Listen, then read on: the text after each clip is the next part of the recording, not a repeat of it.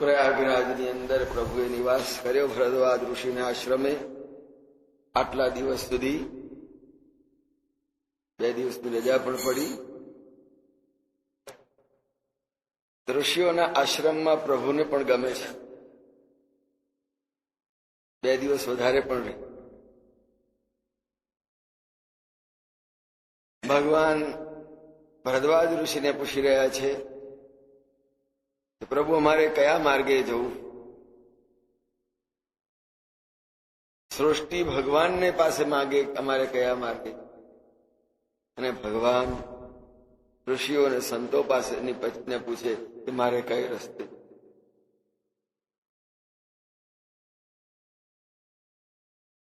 જોઈએ છીએ આપણે શાસ્ત્રોમાં, જગતના ગ્રંથોની અંદર કે મહાપુરુષોએ, તપસ્વી ઋષિઓએ જે માર્ગ ચાતર્યો હોય એ માર્ગે જ ઉપાસકો, સાધકો, ભક્તો એની પાછળ પાછળ ચાલે. એટલે સિદ્ધ મહાપુરુષોએ જે માર્ગ પ્રશસ્ત કર્યો હોય એ માર્ગે સર્વસૃષ્ટિને ઉપાસક સાધકો જતા હોય તો ભગવાનને પણ પૂછવું પડે કે મારે કયે રસ્તે? કારણ રસ્તો પાડનાર તો મહાપુરુષ. એટલે ભગવાન સ્વયં પૂછે, નાથ કહીએ હમ કેહી મગ જાય, અમે કયા માર્ગે જઈએ? માણસ તો પૂછે, હે પ્રભુ મને માર્ગ આપ, હે પ્રભુ મને રસ્તો બતાવો, મારે કયે રસ્તે જવું? પણ અહીંયા ભગવાન પૂછે ભક્તને,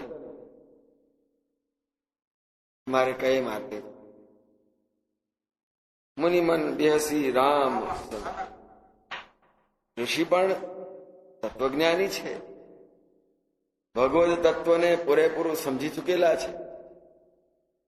રામની અંદર ભગવદ તત્વ સ્વયં છે. એટલે ઋષિએ મનમાં વિચાર કરીને હસ્યા. મન મુસ્કાય, મનમાં ને મનમાં હસીને કે આ ભગવાન જગતના બધા જ જીવોને માર્ગ આપનાર એ જ માર્ગ છે. કેશવમ પ્રતિગચ્છતિ સર્વદેવ નમસ્કાર. બધા ગમે એટલા ઋષિઓએ પ્રશસ્ત કરેલા સાંપ્રદાયિક માર્ગો આખરે એક જ પ્રભુ સુધી પહોંચાડવા વાળા છે. એટલે પ્રભુ સ્વયં એક માર્ગ છે અને ઋષિને પૂછી રહ્યા છે સ્વયં. એટલે મનોમન હસીને ભગવાનને કહેવા લાગ્યા,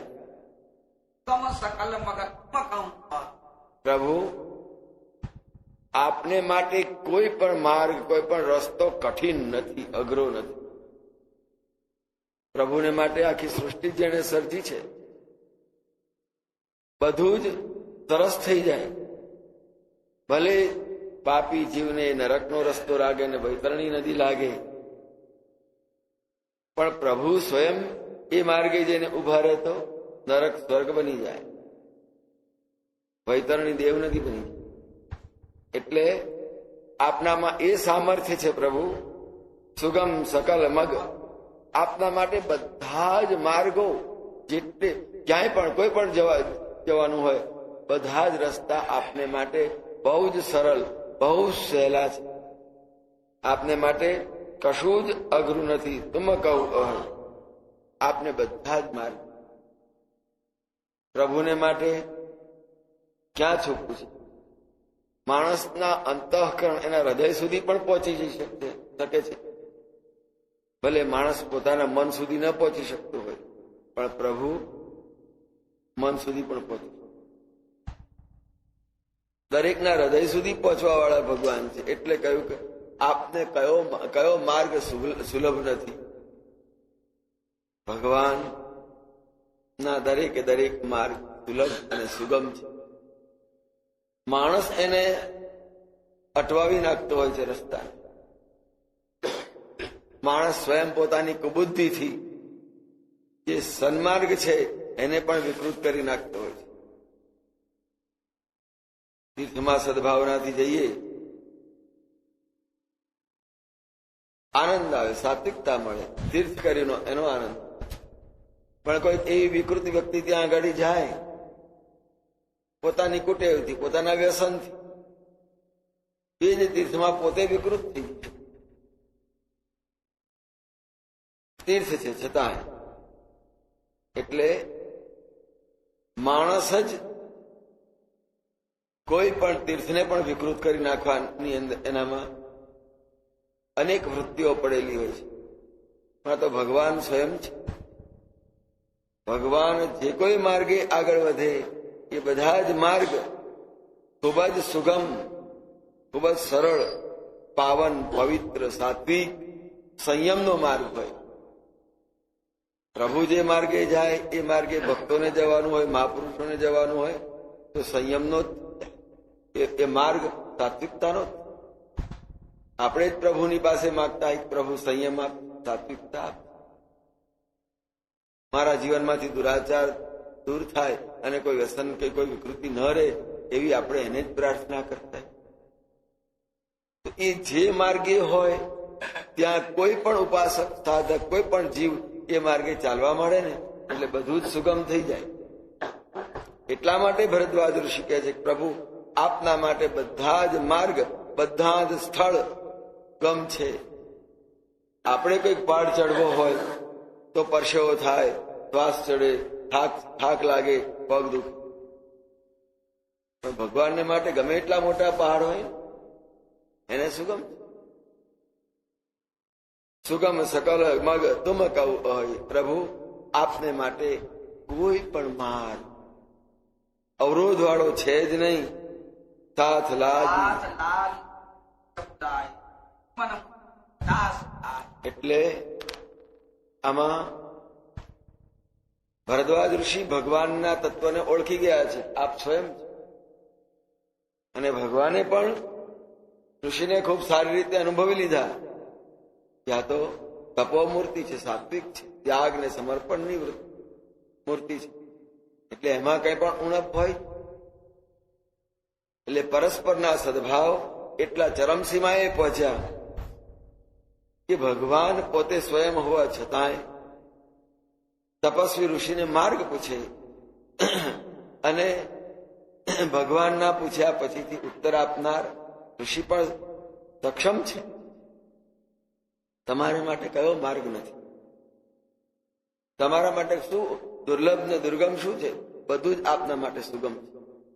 એટલે આટલી જ વાત કરીને, એટલે ખૂબ સાંકેતિક ભાષામાં છે કે આપને માટે બધું જ સર્વસ્વ, આખું વિશ્વ, બધી જ દિશાઓ, 10 દિશાઓ આપને માટે, આપને માટે કશું જ અગમ નથી, બધું જ આપને માટે સુગમ. સુગમ અગમ નાના ચરિત્ર, આ તો એ ચરિત્ર કરવા વાળા છો, સુગમ અને અગમ. તો આપને પછી કોઈ રસ્તો ક્યાંથી અટવાવી દેવાનો હતો. આમ આટલી જ સૂક્ષ્મ વાત સંક્ષેપની અંદર વાત કરી, ગૂઢ વાત જે કઈ હોય એને એમ કહેવાય ને કે ભાઈ મોઘમમાં ભગવાને પૂછ્યું, મોઘમમાં ઋષિ ઉત્તર આપી. ત્યાર પછીથી જ્યારે ભગવાન ભરદ્વાજ ઋષિના આતિથ્યનો સ્વીકાર કર્યો અતિથિ તરીકે, પણ અતિથિ તરીકે વિદાય લેતી વખતે એકદમ ચાલી નીકળ્યા નથી. ચાલો હવે ભરદ્વાજ ઋષિને પૂછ્યું છે, હવે અમે જઈએ છીએ, આપની આજ્ઞા છે. કોઈને ત્યાં મહેમાન થઈને જઈએ ને, સ્વાગત સારી રીતે થાય, પણ જતી વખત પૂછવું પડે, અમે જઈએ છીએ, રજા લઈ. ભગવાન સ્વયં છે તો ભરદ્વાજ ઋષિની આજ્ઞા લે છે કે અમે જઈએ છીએ. ક્યાં જઈએ બધી વાત થઈ ગઈ. હવે ભગવાન વનયાત્રા 14 વર્ષની વનયાત્રાની આગળ પ્રયાણ કરતા ઋષિને જે વાત કરી, ઋષિએ પણ શું કર્યું, સાથ લાગી સંગાથે મોકલવા માટે. થોડે સુધી સંગાત તો થાય અને સંગાતને માટે ઋષિએ શિષ્યોને બોલાવી લીધા. આમાં શિષ્યને એ કહ્યું અને સાંભળ્યું આવા મોટા અતિથિ આવ્યા છે આશ્રમની અંદર અને ગુરુ મહારાજ એમની સેવામાં બોલાવે તો 1 કહેતા 5 કહેતા 50 આવીને ઉભા રહે. આપણે ત્યાં 5 કહ્યું 50 આવીને ઉભા રહ્યા. સાથ લાગી મુનિ શિષ્ય બોલાય સુની મન મુદિત 50 એક આય. બોલાવ્યા 5 અને આવ્યા 50. અને પ્રસન્નતાથી કે આપણને ગુરુ મહારાજ આમની શું સેવા સોંપશે. આટલા સરસ અતિથિ છે, ભગવાન સ્વયં મહેમાન થઈને અને એમની સેવામાં આપણને બોલાવતા હોય, શું આજ્ઞા કરશે. દરેકને એમ થાય કે મારી સેવા લેશે, મને સેવા આપશે. સેવાનો લાવો અને આ સેવાનો મોકો બીજે ક્યારે મળવાનો? તો સ્વયં ભગવાન પધાર્યા છે એમની સેવા. તો સુનિમાના મુદિત 50 ખૂબ આનંદપૂર્વક ઉત્સાહપૂર્વક એ રસ્તો કોણ ચાલવા જાય. એમ કરીને માર નથી આવું, તું રસ્તો બતાવી આવ ને. એમ આપણે બીજાને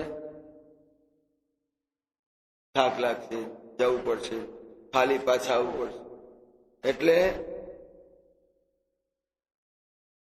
એવો કોઈ કુભાવ નથી કે ના ગુરુજી આને મોકલો ને, મારે જવાની ઈચ્છા નથી.